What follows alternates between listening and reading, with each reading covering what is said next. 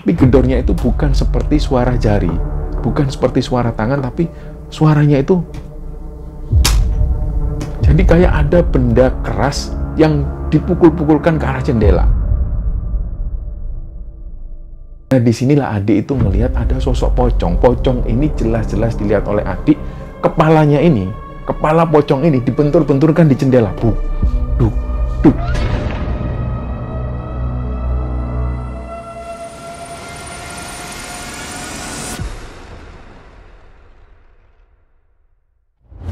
Nah, si pocong ini dengan nada marah, suaranya berat sekali, dia bilang, ini anak ini sudah kurang ajar. Dia mau aku jadikan budakku, mau aku ajak ke alamku.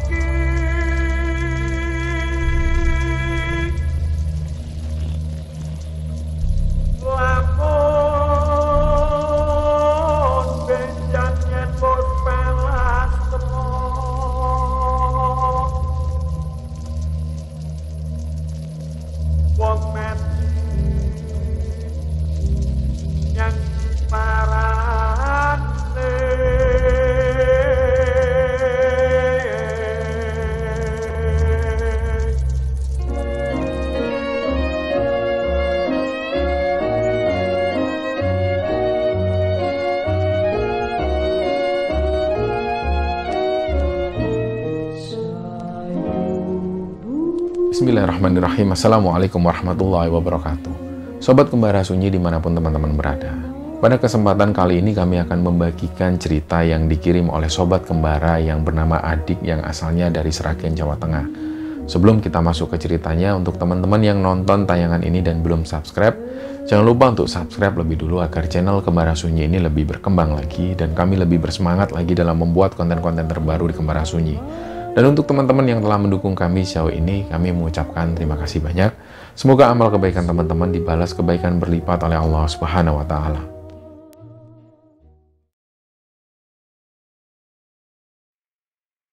Cerita ini dibagikan oleh Sobat Kembara yang bernama Adik Nur Rahmat yang asalnya dari Sragen, Jawa Tengah. Sebenarnya kejadian ini nggak lama. Kejadian ini terjadi sebelum bulan puasa tahun ini. Jadi ceritanya adik ini lahir di Sragen, Jawa Tengah, dan ketika dia ini SD, dia bersama orang tuanya pindah di daerah Ciputat, Tangerang Selatan, dan sampai hari ini mereka tinggal di sana. Jadi barangkali ada teman-teman yang juga berasal dari Ciputat sana. Rumah adik ini berada di dekat pasar, dia ngontrak di sana sampai hari ini. Dan dia ini memang terbiasa setiap kali Lebaran, dia selalu pulang ke Sragen untuk menemui kakek dan neneknya. Tapi pada waktu itu pas adik ini duduk di bangku SMK, dia ini mengakui orang tuanya juga jarang menemani adik pulang ke Sragen. Jadi dia pun pulang sendirian ke sana. Nah, kenapa begini? Karena adik ini waktu itu masih punya kakek. Dengan kakeknya ini, adik ini bisa bercerita apapun. Mulai dari cerita yang enteng-enteng sampai hal-hal yang berat, dan adik ini nggak pernah menyembunyikan sesuatu lah dari kakeknya. Pokoknya di sini adik cerita bahwa kakeknya ini adalah teman bicara, teman ngobrol, dan teman apapun. Dia selalu merasa senang sekali berada di dekat kakeknya. Inilah kenapa setiap tahun, meskipun orang tua adik nggak pulang ke Sragen, dia akan pulang sendirian naik bis menuju ke Sragen demi untuk menemui kakeknya. Kakeknya ini juga sering pesan ke adik. Karena adik ini dulu ketika SMK, dia mengakui dia ini nakal, bandel, dan gak bisa dikasih tahu oleh orang tua. Disinilah kakeknya itu sering menasihati adik langsung bahwa dia ini disuruh jadi orang yang nurut dengan nasihat orang tua. Kakeknya juga berpesan, nyari uang itu susah, orang tuamu itu nyekolahkan kamu juga susah. Kamu jangan nakal-nakal. Hanya dengan kakeknya inilah adik itu bisa nurut. Akhirnya dari situ adik ini mulai bisa ngerem. ketika dia mau melakukan hal-hal yang di luar norma, dia ini selalu ingat nasihat kakeknya. Jadi kakeknya ini bisa dikatakan sebagai remnya Adi lah. Nah, suatu ketika di tahun 2018, kakeknya ini meninggal. Di situ Adi ini benar-benar merasa kehilangan. Biasanya dengan kakeknya ini dia ngobrol, bercerita, dan selalu dia ingat-ingat ketika ada di Sragen bertemu dengan kakeknya, dia selalu diajak ke kebun, ke sawah. Dan di sini Adi sering mendapat cerita. Jadi ketika kakeknya ini meninggal, dia benar-benar terpukul waktu itu. Nah, mulai sejak saat itu, Adi selalu pulang ke Sragen. Meskipun orang tuanya ada kesibukan, dia selalu pulang sendirian. Biasanya dia naik bis menuju ke Sragen, dan biasanya dia ziarah ke makam kakeknya itu. Nah, kira-kira sekitar 1 bulan setelah kakeknya itu meninggal, Adi ini sering mimpi bertemu dengan kakeknya. Jadi, di mimpi itu, kakeknya ini masih sering menasihati Adi. Kakeknya selalu bilang, kowe sing nurut dadi anak, mesake wong tuamu sing dolekno dhuwit gaya awakmu. Artinya bahwa kakeknya selalu menasihati, kamu yang nurutlah sama orang tuamu, janganlah jadi anak yang bandel. Jadi mimpi ini sering terjadi, dan dia selalu sering didatengin oleh almarhum kakeknya itu. Suatu ketika, di sekitaran tahun 2024 ini, sebelum bulan puasa, Adi ini pulang ke Sragen. Dia memang ingin nyekar kakeknya sebelum bulan Ramadan itu. Dia pun mulai naik bis menuju ke Sragen, kira-kira dia berangkat sekitar jam 2 atau jam 3 sore dari Ciputat sana, dan sesampainya di tengah perjalanan itu, mereka ini berhenti di sebuah rumah makan. Di situ mereka makan, dan di rumah makan ini belakangnya ini sudah persawahan. Waktu itu kondisinya sudah sekitar jam 7 malam. Nah, pas Adi ini makan, dia selesai makan, dia duduk-duduk sambil ngopi, sambil ngerokok, dan menikmati pemandangan yang ada di sana. Pemandangannya sawah, dan kondisinya ini memang agak gelap. Tiba-tiba waktu itu dia melihat ada sosok perempuan. Nah, anehnya, di jam seperti itu kok ada perempuan berdiri di tengah sawah. Dia pakai baju daster panjang warna putih dan rambutnya ini panjang. Awalnya Adi ini sempat mengira bahwa ini mungkin warga. Tapi kemudian dia berpikir, masa iya jam segini kok ada warga di tengah-tengah sawah seperti itu, dan pakaiannya aneh, pakaiannya serba putih. Pas waktu Adi ngelamun melihat sosok perempuan ini terus diam di sana. Sampai pada akhirnya kernet bis ini bilang, ayo, lanjut perjalanan, lanjut. Dari situlah Adi ini kemudian mengemasi barang-barangnya, dan dia sempat ngelihat lagi ke arah sawah itu, sosok perempuan ini sudah nggak ada. Nah, singkatnya akhirnya mereka melanjutkan perjalanan. Sesampainya di terminal Sragen itu sekitar jam 1 dini hari. Nah, sebelumnya Adi ini sudah janjian dengan saudara sepupunya yang namanya Aris, yang memang tinggalnya di Sragen itu. Dia bilang bahwa dia mau ke Sragen. Jadi Aris ini tugasnya menjemput Adi. Begitu sampai di sana, dia menghubungi Aris. Nggak lama kemudian Aris ini pun datang bawa sepeda motor. Mereka pun berboncengan. Ya, mereka saling bertegur sapa karena sudah lama sekali nggak ketemu. Ketika melewati sebuah perkampungan ini, kampung ini memang sudah sepi sekali. Dan untuk menuju ke desa Adi ini harus melewati sebuah pemakaman umum. Nah, di pemakaman umum itu persis di depannya ada sebuah pohon beringin besar. Nggak tahu kenapa tiba-tiba motor yang dikendarai waktu itu yang nyetir ini si Aris, tiba-tiba motor itu seperti berbelok sendiri, dan akhirnya mereka ini jatuh terperosok. Sampai mereka ini benar-benar jatuh dari motor. Di situ si Adi ini sempat melihat sekelebatan ada sosok putih. Begitu diperhatikan terus, sosok putih ini ada di tengah-tengah makam. Ternyata ini sosoknya pocong. Nah, pocong ini nggak seperti pocong pada umumnya. Jadi, ukuran badannya atau postur tubuhnya itu lebih besar. Dan pocong ini kelihatan seperti mengeluarkan taring. Nah, disitulah akhirnya Adi ini ngomong ke Aris, Riz, ayo cepetan. Nah, sementara waktu itu Aris ini masih bingung dengan luka yang dialami waktu itu. Nah, Aris ini sempat tanya, Sik Todi, ini loh aku luka. Ayo cepetan. Akhirnya Aris ini pun langsung ngangkat motornya lagi, mereka melanjutkan perjalanan. Di perjalanan itu Aris ini sempat tanya ke Adi, kamu itu kenapa Todi? kok kayak lihat demit aja. Ya aku ini memang lihat demit.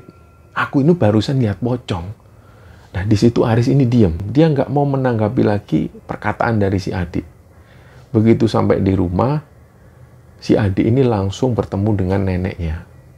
Dia cium tangan, terus kemudian neneknya tanya, "Dik, kalau kamu sudah sampai, hubungi mamamu.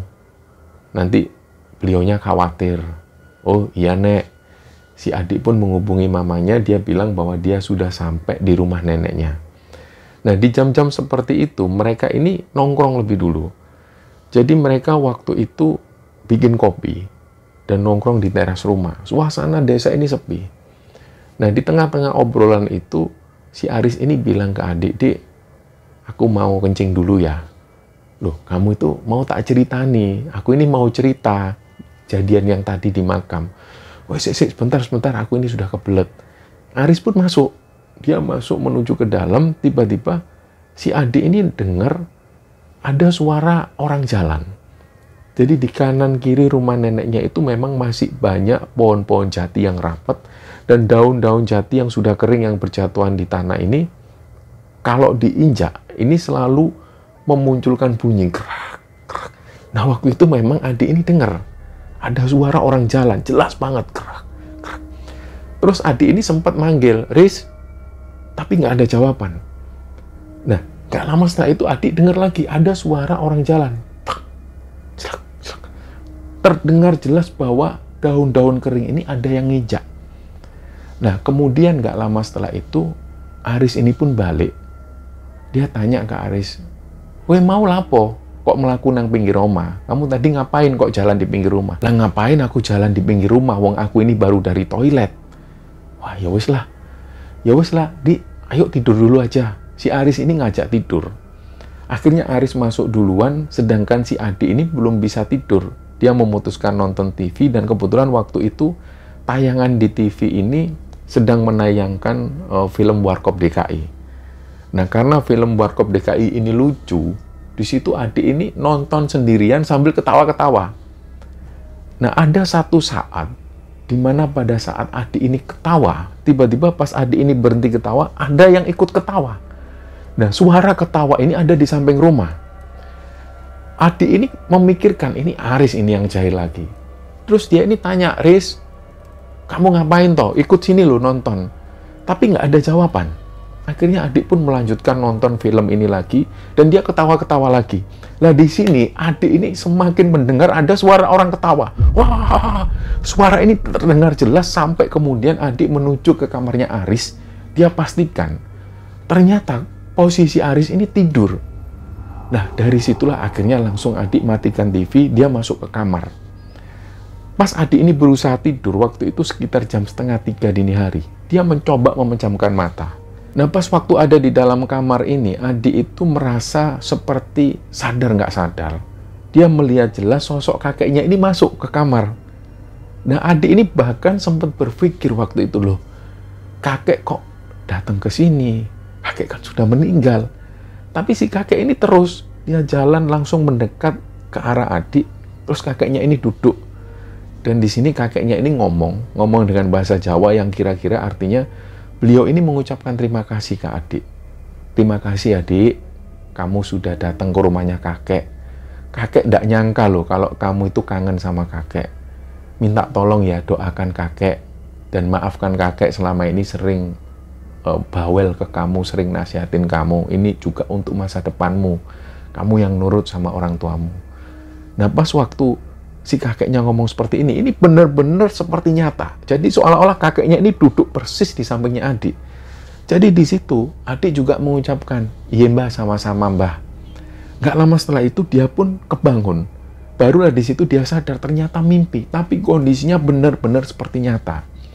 Nah, pas waktu si adik ini bangun, saat bersamaan dengan itu dia mendengar ada suara jendela pintu ini yang digedor-gedor.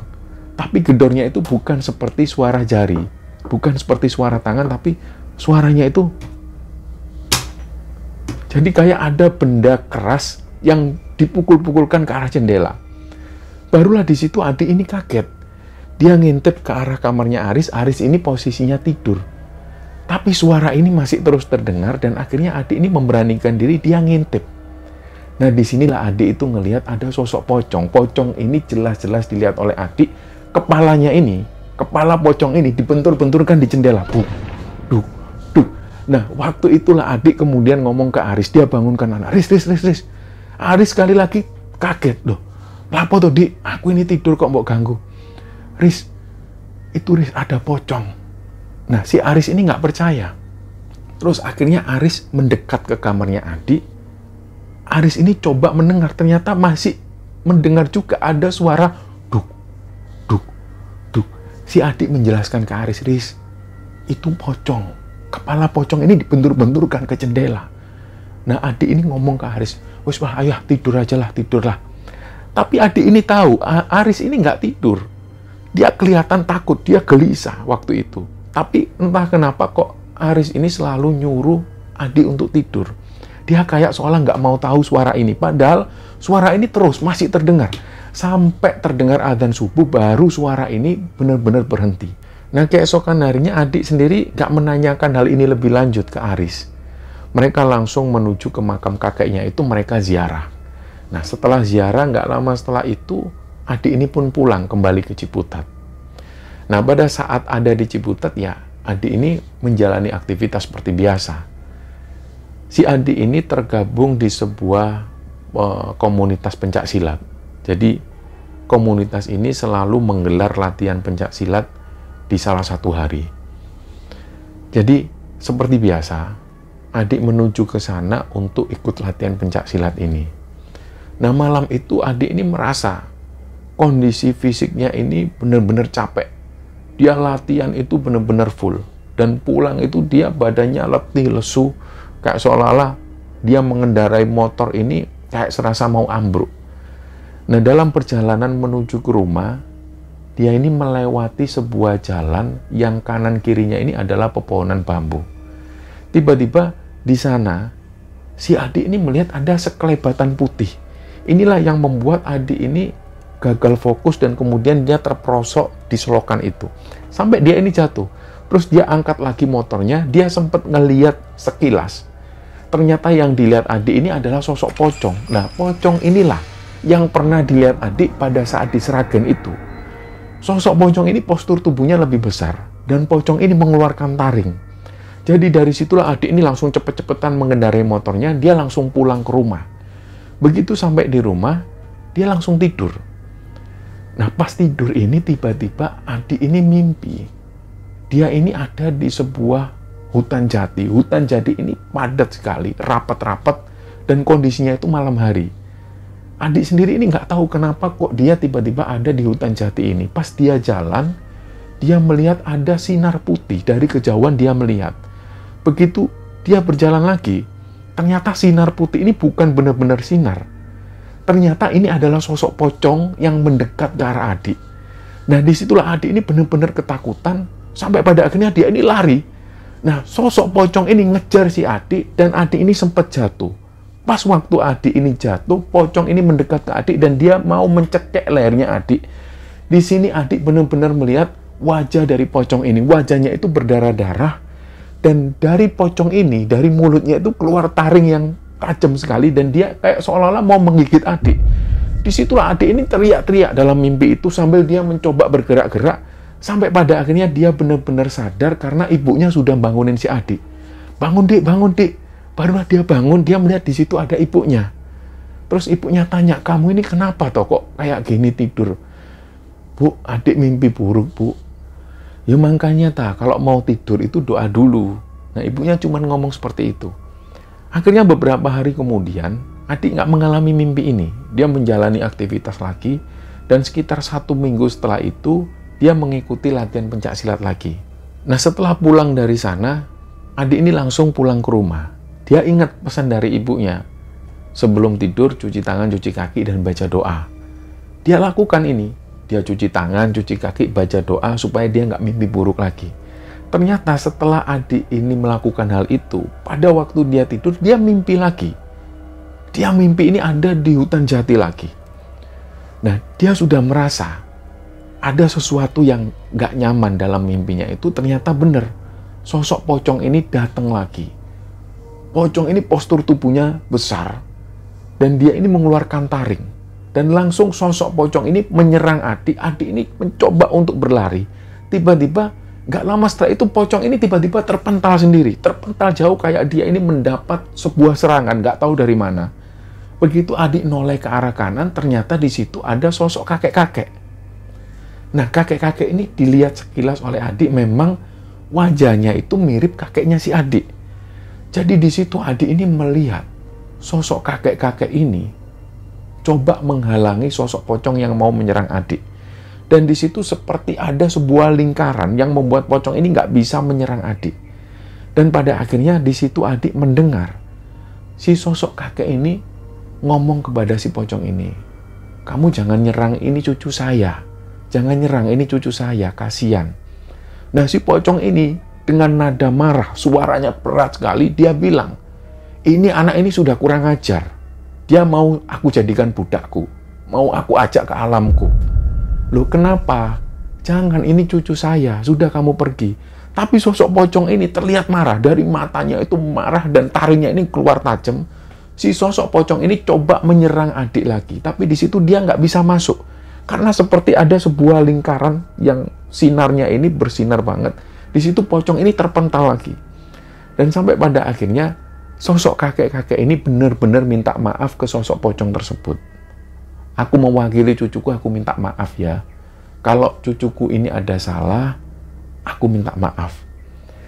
Nah, si pocong ini kemudian bilang, "Lain kali suruh cucumu itu jaga sikap. Jangan ngomong kotor di rumah orang." Nah, nggak lama setelah itu sosok pocong ini pun menghilang. Akhirnya si kakek-kakek ini noleh ke arah Adik, dan di situ Adik melihat jelas. Ternyata memang benar sosok kakek-kakek yang Adik mengira bahwa wajahnya ini mirip kakeknya. Ini ternyata kakeknya beneran.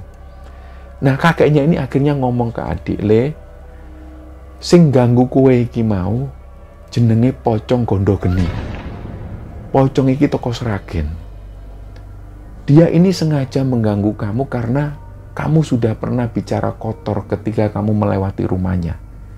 Dia ini tinggal di sebuah pohon beringin besar di depan pemakaman yang ada di Sragen. Coba kamu ingat-ingat kamu ngelakuin apa.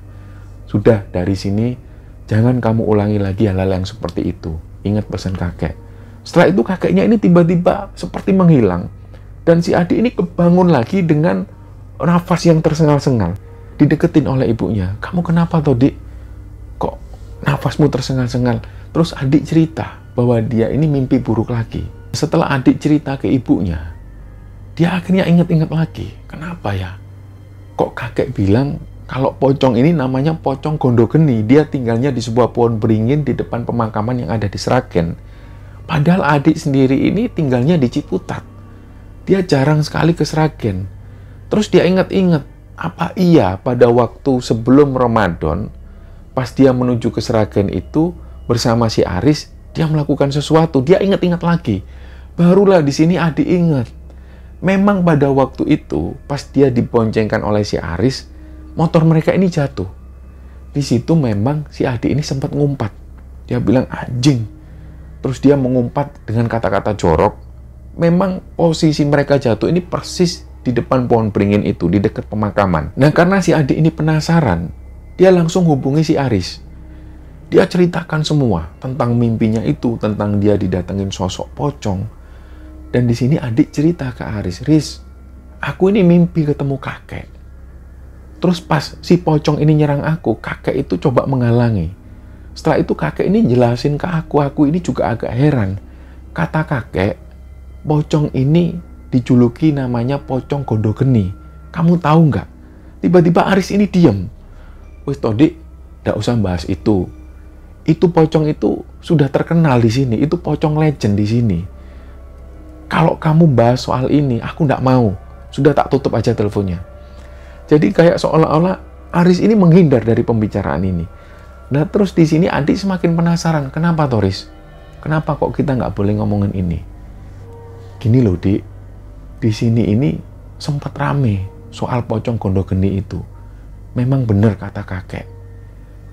Pocong gondo geni itu sempat menghantui warga di sini.